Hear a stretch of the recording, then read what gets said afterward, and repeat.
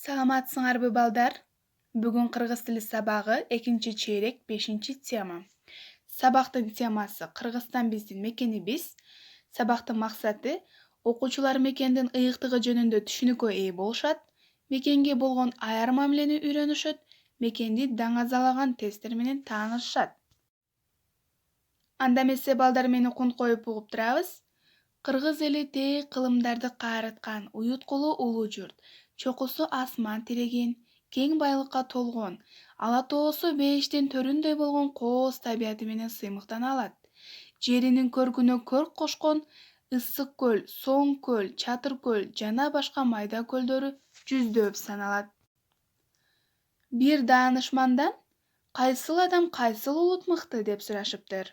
Баягы даанышман эки колуна жерден топурак уучтап алып, мына ушул эки колумдагы топурактын кайсынысы жакшы деп сураптыр.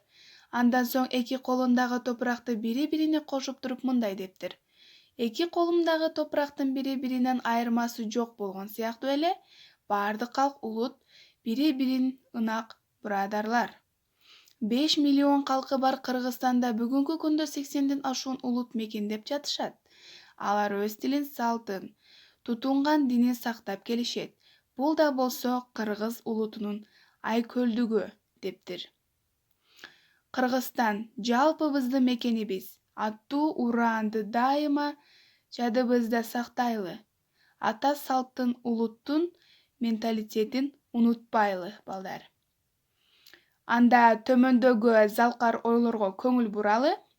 Мында биринчиси: ким башка улутка акаарат келтирип сөксө, анда ал өз улутунун акмагы. Достук алтындан да кымбат.